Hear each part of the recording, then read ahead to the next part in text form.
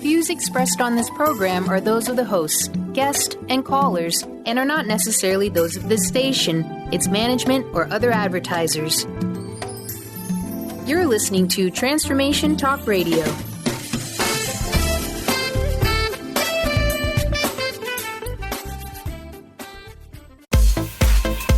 know that moment when you realize you have mastered your wellness. When you've become so resilient, you can conquer any hiccup life throws you. Yeah, well, me either.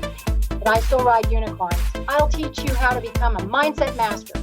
You will learn how your habits and behavior affect your success of nutrition, exercise, relationships, organization, and so much more. It's your reality, and you need to do it your way. Self-care and self-love are anything but selfish. Take charge. Get excited. If not now, then when? Grab your espresso and get ready to talk all things wellness. It's time for Coach, Couch, and Coffee Radio with Coach Peggy Willms right now.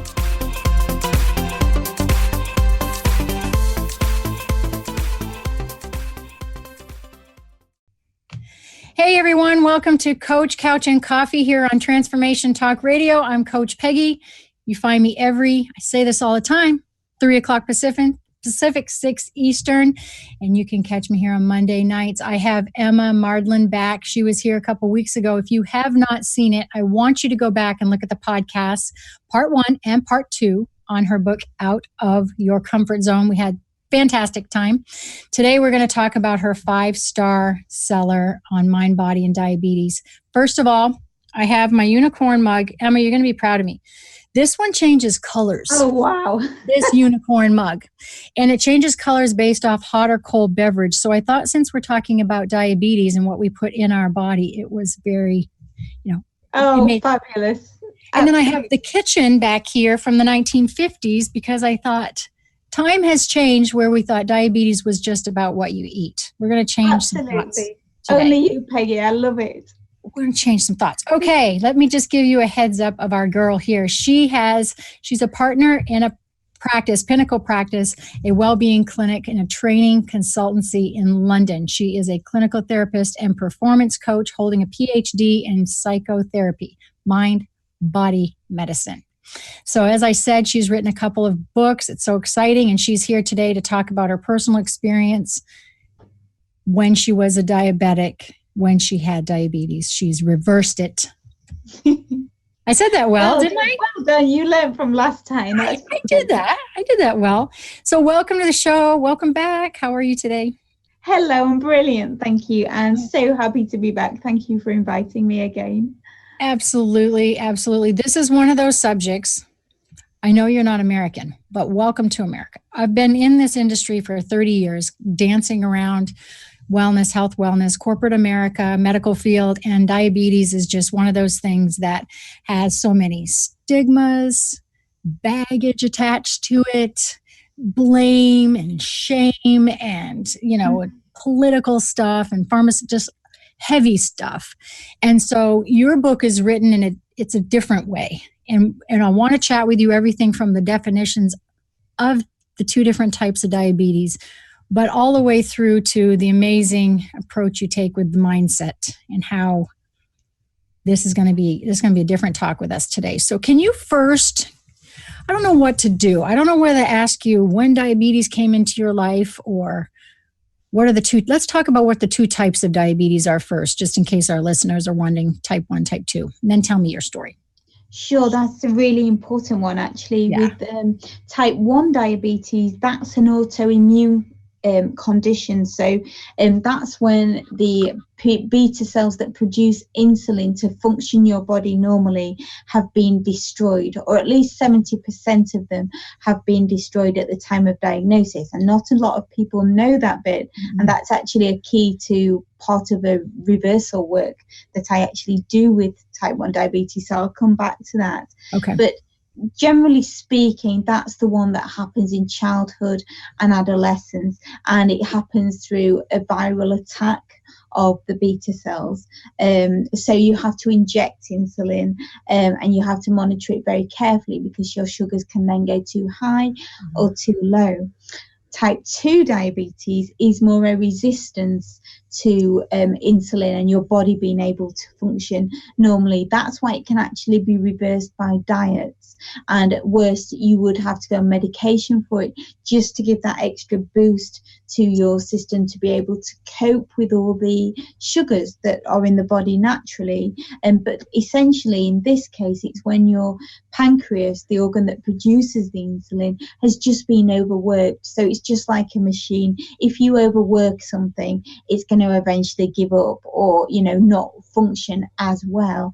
And that's the case with type 2 diabetes. So that's usually when sugar levels are just too high and we need to bring them down a little bit. So actually that condition can already be fully reversed just by diet alone and watching what you eat.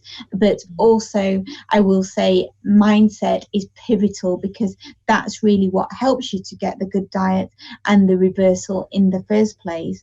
But as far as I'm concerned and the work I do, type 1, type 2, you can completely get rid of it if you want to take it that far. Other than that, it never has to be this dark black hole. It really doesn't. So as you say, Peggy, the book is a completely different approach in terms of how you can use the mind to activate very positive changes within the body, that using the biochemistry of the brain that changes the biochemistry of the body to actually create changes. So if we think about it, if we can create disease within our body, we can also create health within our body. People accept that if you get a cut or a graze on your hand, it heals. They don't think it's a miracle. So why would not having your cells functioning properly in your body, but getting them, treating them right, loving your body again, why wouldn't that get your cells functioning properly? So it's really a change in mindset completely, and a different way of thinking. And a lot of the time, people aren't to blame at all for this.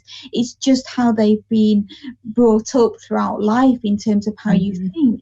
And then in conventional medicine, how many people, not all doctors at all, but how many physicians will actually negatively suggest that, once you have diabetes, you'll always have diabetes. Right, you're late, and that's that. And it's not the case at all, because they don't understand how the mind and body connect and how they actually work and function. And that is in essence what the book's all about, really. And it's about a very can-do philosophy of everything that we can do to improve our health and stop diabetes in its tracks. And your history with diabetes started very young. Yes. Brought on, induced by what was your experience? Well, I was 10 years old. I was very ill. I've actually been going backwards and forwards to the doctors before it was diagnosed, when I was rushed in as an emergency in the hospital. But I knew this at the time when I was a child, although it said it was a virus, that attacks the cells and stops them working properly. There's a reason why you got that virus in the first place. Why was my immune system so low that it picked up this virus? And out of all the things this virus could do in my body, it attacked my pancreas. So I know that, just a year to the actual month when I was diagnosed, I had a very big trauma in my life, in my family life, and that took away sweetness. And if you think metaphorically about diabetes, it's too much sugar in your body. So, it's so simple in a sense, metaphysically, which simply means going back to the very origins and roots of things. The sweetness had been ripped from me, so my body overcompensated by giving me sweetness in that sense. So it's interesting how the virus actually attacked my pancreas of all organs, and that's, as far as I'm concerned, what happened, because I had a very big shock in my life, which can cause an organ not to work in itself. It was a stressful time, and that's really what instigated my diabetes. And despite what doctors would say at the time, I knew, because as I may have mentioned on the last shows when we met, I have a very high intuition, so I know my body very well, and I always have a gut feeling of what actually is wrong. I can, just look at a person and tell if something's wrong with them, or what's kind of going on in their mind. So I could do that with myself as well. So I knew. And at the point of diagnosis, although they said to me, the classic, you're a diabetic, you'll always be a diabetic, and you're going to have to inject insulin for the rest of your life, as a tiny 10-year-old, I was just happy that I found out I wasn't going to die, because it did feel like that beforehand. But I said to myself, no, I won't be injecting insulin for the rest of my life. I knew at that point I was going to reverse this condition, no matter what anybody said to me. My brain, when I found out what the condition actually was, I kind of knew why I had it and what had happened in that sense.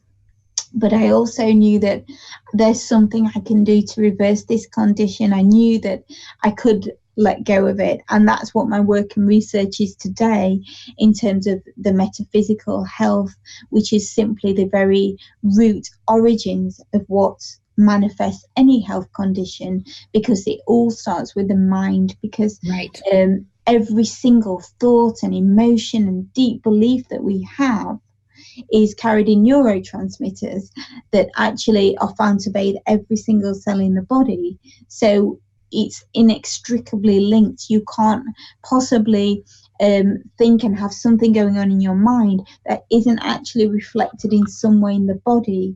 That's why all health is actually metaphorical and metaphysical of our thoughts and emotions.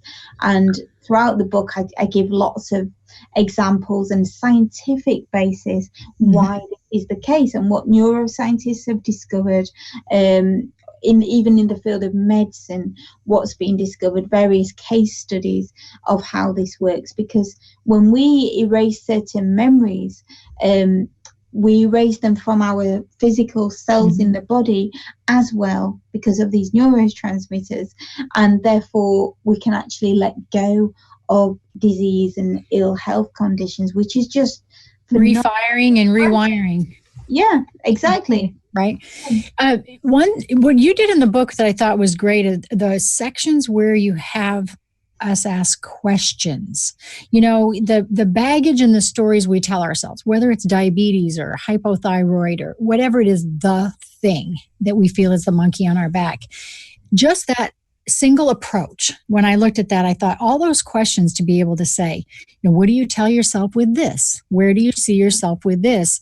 Was an approach I hadn't seen before. So first of all, thank you for that, because it turned on some light bulbs for me as a coach. But what are your thoughts with that in reversing someone's mindset who might be listening right now that has type 1 or type 2, is telling themselves that story? They've got the baggage, they're stuck forever, or they're playing with their insulin. I've got many clients like that'll go eat blank so they feel better, and they're playing games with their insulin and not, what if the story was, I don't want to have insulin anymore? I mean, we can change those stories.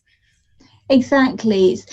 Some of the questions are very pressing to really get to the roots, and also discover what people might not realize themselves, even how they interpret diabetes.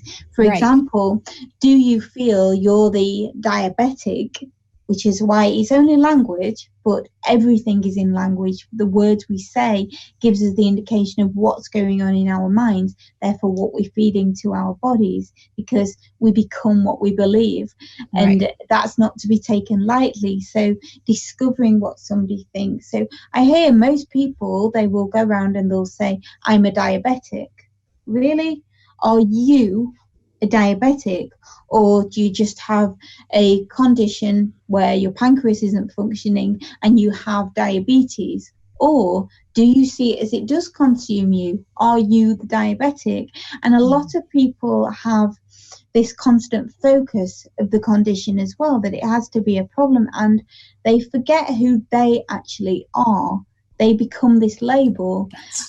Yeah. And, people lose themselves then, and their life becomes consumed with it. And from being a child, I've been very positive with diabetes. And I've been through all kinds of twists and turns with it, from being in a coma to being told I was going blind, and gosh knows all these nasty things with it. So I've been there and experienced it, but it's still about having that mindset to get through it and not see it as a problem. You have to see a way out, and you can't get consumed in it.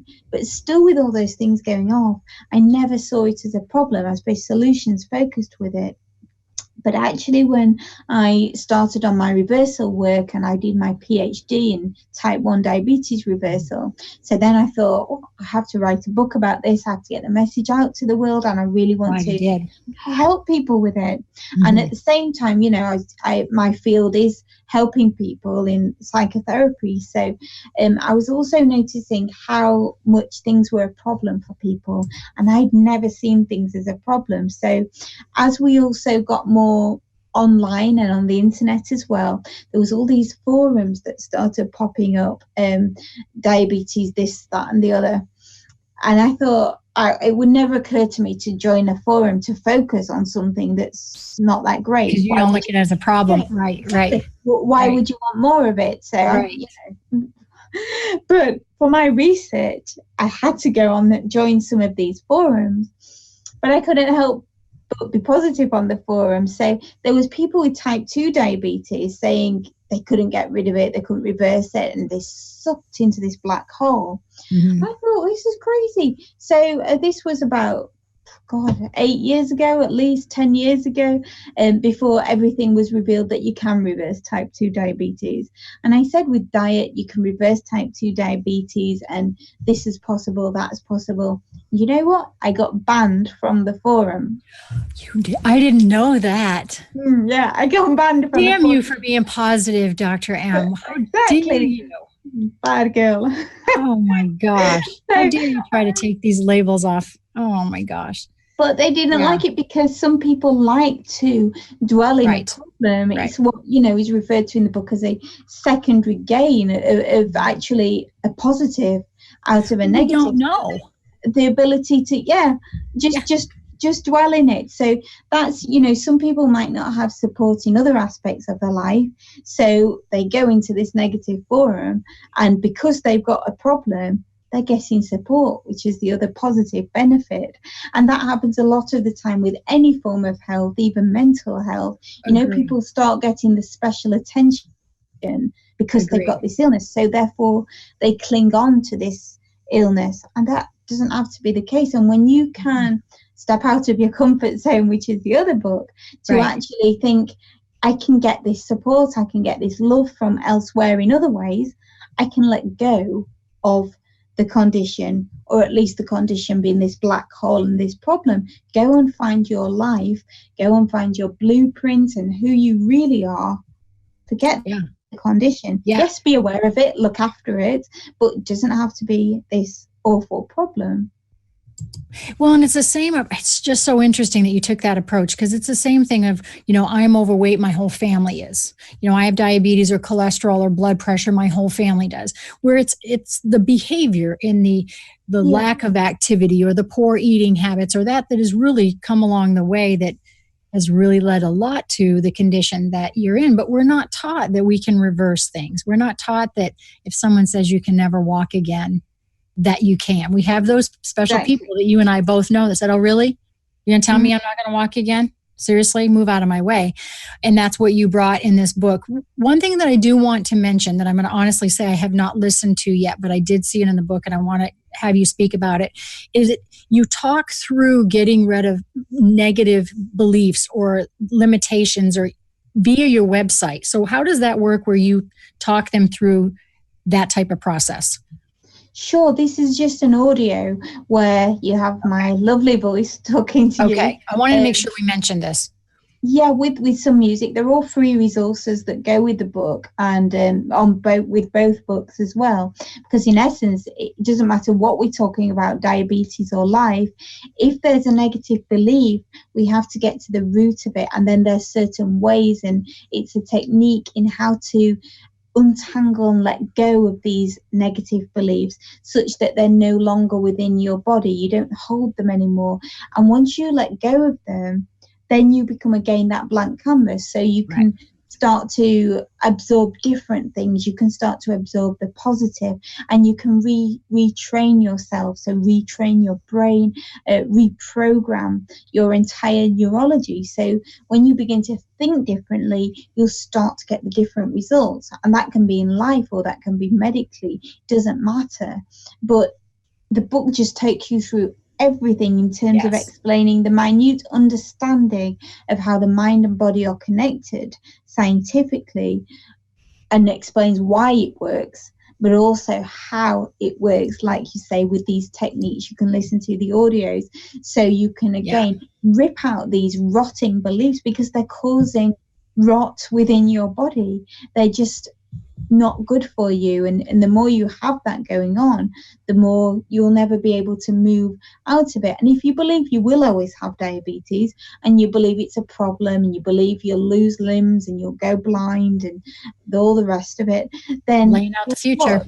You will, precisely. And it, like we talked about when we last met with the quantum world, is exactly the same, and that's talked about in this book as well, specifically in terms of health goals. Get them down. What do you want to happen? What's the perfect you? Can somebody even imagine themselves not having diabetes? And that's quite an interesting one, having had it, you know, from growing up, to actually imagine something that you're so used to, almost a negative comfort zone, a health comfort zone, that you then suddenly don't have. Can you actually cope with that? Can you actually even it's a new what world. that would be like? Yeah, it is. You really got to retrain your brain, and the book takes you how to do that and how to get these different feelings. But the focus really has to be on getting well, rather than even getting rid of diabetes. You just want to be well and healthy. Diabetes per se isn't the problem. It's actually the person, and it's what's behind the diabetes. We all have a reason why we got diabetes in the first place. Type 1 or type 2 comes down to stress and trauma. And what I find metaphysically with diabetes usually comes down to a deep-rooted sadness and actually bereavement. So that might be a bereavement usually of, you know, within death, or, you know, somebody close. Or it can be the bereavement of losing a parent in a divorce, for example, that's given some profound sadness to someone and literally ripped out the sweetness of their life. So that's why your body overcompensates in that way. And although this is new thinking, some people might think, it was a virus that attacked it. Yeah, it was a virus, but what made your immune system so low in the first place? You got that virus. And secondly, why did that virus go for your pancreas? That produces insulin that ordinarily takes out sugar from the body. So it's thinking about things very differently. But when you can do that, and you can step out of your comfort zone to do that, you know, the world's your oyster. Look what I've achieved from actually doing that and having a different mindset as a child, because I could have so easily let things bother me. And if I'd have gone with some of the beliefs that were tried to be pushed onto me, I wouldn't do anything, and my confidence would be through the floor. Because even in school, I got moved down from the top science set to the very bottom science set on the grounds that the teacher thought because I had diabetes, I wouldn't be able to cope with all the top work. And this had nothing to do with my exam results. They were the same as the other kids in the top set, but he moved me down. And at the time, I didn't even know his reasoning for that. And when I found out, it did knock my confidence a little bit, because I thought, is that what people think? They're likening diabetes to intellectual capabilities. That's alien to me, because it would never enter my neurology. However, I still fought to do another test in the bottom set, and I thought, I'm not having this, and got myself moved back up again. And I've gone throughout life with that philosophy. But you know, when I was first diagnosed as a child with diabetes, I was very positive. I did a project on it myself so I could start to understand it.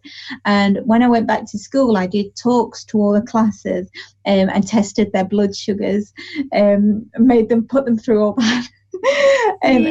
So the kids all knew the symptoms, and they know what to do and how to help me if something went wrong.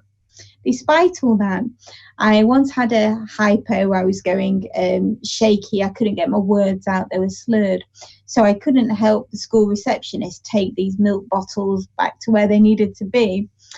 So I was called very rude, and I was given lines, and I just couldn't do these lines. Nobody figured out this was totally out of character for me to be rude. So they just, gave me these lines, kept me behind after school.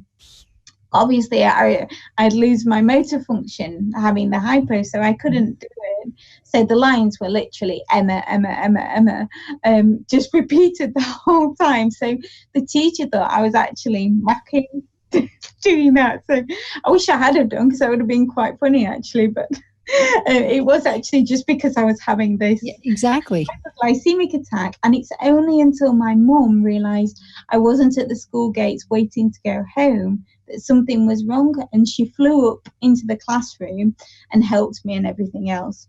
That was fine. But the next day I could have been off and I could have been ill, but I wasn't. I wanted to go back into school and just be regular child. And the school teacher actually told all the other children about what had happened that evening, and she called me a possessed devil. She said Emma was taken over by all these evil spirits. And even as a child, you didn't know whether to laugh or cry.